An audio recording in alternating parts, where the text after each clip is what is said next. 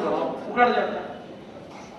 तो रोड बनाना है तो नाली बनाओ, अंदर में भी कुछ पाइप डाल के रखो, कभी गैस के पाइपलाइन वाला आला, कोई और कोई आएगा, रोड मत खोदना। मैं तो कभी कभी ताज्जुब होता हूँ कि ये टेलीफोन वाले राह देखते रहते हैं। जिस दिन तुम अच्छा रोड बना, उद्घाटन हुआ कि 15 दिन के अंदर खोदने के लिए आते होगी।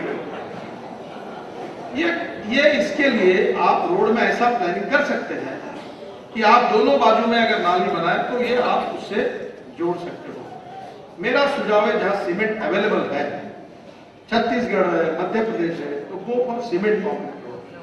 और कॉन्क्रीट रोड और टार रोड का दोनों भी टेक्निकल, देखो ये टेक्निकल और फाइनेंशियल प्री क्वालिफिकेशन ये बड़ा इंटरेस्टिंग विषय है।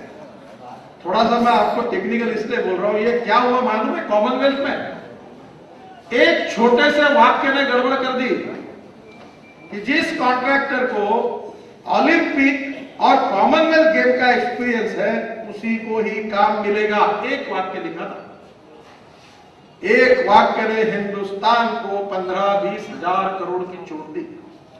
वो नेहरू स्टेडियम बना, उसका जो कपड़ा था वो अमेरिका से आया, सिलाया मेक्सिको में, जो रोप लाई वो लाई जर्मनी से, नट बोल्ट लाए स्विट्जरलैंड से, संडास को टाइल्स चिपकाई ऑस्ट्रेलिया, काम करने वाले labour Australia, consultant architect Australia, और काम जो 100 करोड़ में होना चाहिएगा उसके लिए खर्चा हुए 980 करोड़। और ये सब काम, और वो सामान कैसे आया? हवाई जहाज से आया। इस देश में, गरीब देश में ये सब पुराना है। मुझे बताइए, मैंने हिसाब किया कि 2 फुट बाय 2 फुट एक आदमी को जगह होती है तो 4 फुट हो गई। 75,000 लोगों को बैठना है तो 75,000 multiply by 4 square feet, it comes to 3 lakh square feet. 1 lakh square feet corridor को 4 लाख, और 1 लाख जोड़ दो 5 लाख। अब 5 लाख स्क्वायर फीट का 5 सितारा 7 स्टार 5 स्टार होटल अगर बनाना है इटालियन मार्बल लगाकर, तो ज्यादा से ज्यादा कॉस्ट 2,000 रुपए स्क्वायर फीट है। अब 5 लाख स्क्वायर फीट 2,000 रुपए स्क्वायर फीट से बनाए तो कीमत आती है 100 करोड़। हमारे अनुराग ठाकुर ने धर्मशाला में स्टेडियम बनाया 42 करोड़ में, इंदौर का स्टेडियम बना 45 करोड़ में, हमारा नागपुर का स्टेडियम बना 86 करोड़ में, और ये पुराना स्टेडियम जवाहरलाल नेहरू स्टेडियम पुराना, इसको रिपेयर करके केवल लगाया 980 करोड़ में। और इसलिए financial and technical pre qualification का अध्ययन करिए। और इसलिए अगर इसमें इतना ही रहता, जैसे मैं मुंबई पुणे एक्सप्रेस हाईवे बना रहा था, आप कभी जरूर जाइए, मुंबई और पुणे के बीच में हाईवे बना है। तो हमारे लखनऊ की है जो मेरे एमडी थे RC Sinha, basically from Lucknow, यहाँ आईएएस ऑफिसर थे, तो उन्होंने मुझे कहा कि sir I am sorry, for express highway the only firms, only contractors which are qualified, they are not Indian contractors. और सब बाहर से, क्योंकि उन्होंने कभी रोड का एक्सपीरियंस नहीं है। मैंने बोला एक्सपीरियंस नहीं तो बनाया किसने रोड? हिंदुस्तान में किसी ने एक्सप्रेस हाईवे बनाया नहीं सिन्हा साहब, तो ये एक्सपीरियंस मिलेगा कैसे? सर वो रिस्क मैं नहीं लूंगा। सिन्हा साहब nothing doing, I am Indian by Indian, मैं स्वदेशी वाला हूं, ये बात मेरे को चलेगी नहीं, ये फाइल में बिल्कुल बिल्कुल नहीं सुनूंगा। बोले सर उसकी मशीनरी कहां से आएगी? बोला आप चिंता मत करिए, 70 कॉन्ट्रैक्टर को हमने प्री क्वालिफाई किया और 10% मोबिलाइजेशन एडवांस दिया कि आप वर्ल्ड से मशीनरी इंपोर्ट करो। कस्टम ड्यूटी हमने भरी, एमएसआरडीसी जिसका मैं अध्यक्ष था। और आपको ताजुब होगा कि 70 contractor, Indian contractor pre qualify हुए, उनको हमने मशीन दी, उनको हमने मोबिलाइजेशन एडवांस दिया। आपको पता है क्या हुआ? जिस एक्सप्रेस हाईवे का टेंडर रिलायंस ने 3,650 करोड़ में टेंडर आया था, वो टेंडर मैंने रिजेक्ट किया।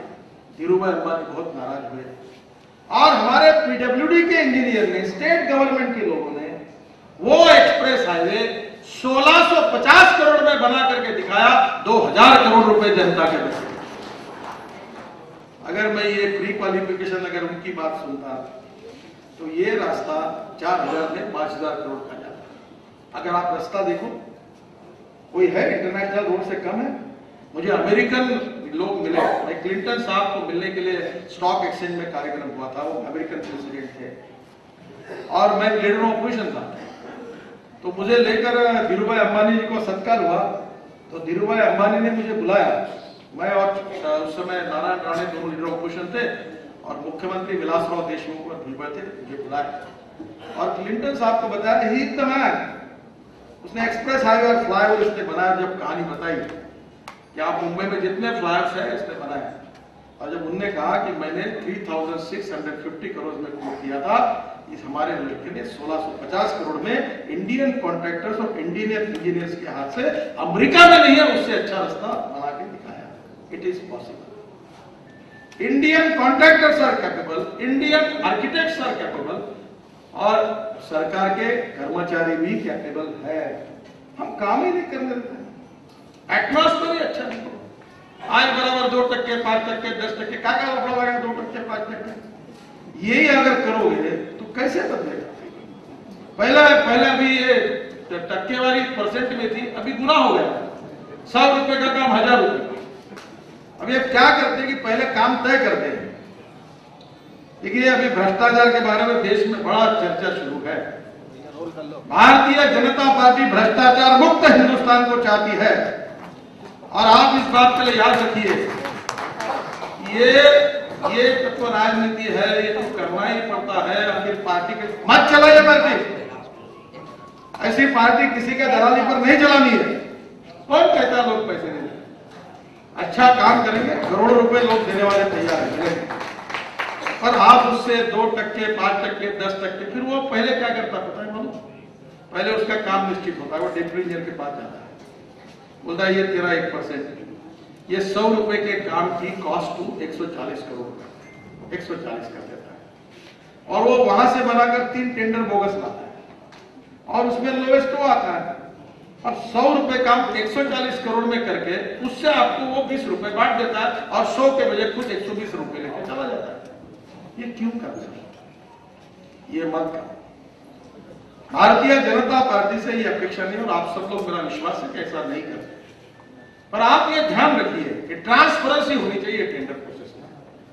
स्टैंडिंग कमेटी में हम लोग बिल्कुल क्वालिटी है, देखो पैसा कमाना गुनाह नहीं है, पैसा सनदशीर मार्ग से कमाना चाहिए, कोई हर्ज नहीं, अनेक उपक्रमों से बनाया जा सकता है, पर ये करने के लिए अड़चन नहीं है। पर ये जो दलाली और परसेंटेज वाली बात है, ये करेंगे तो फिर आपके मन में समाज के प्रति, गांव के प्रति, देश के प्रति आस्था क्या है, आपकी संवेदनशीलता क्या है?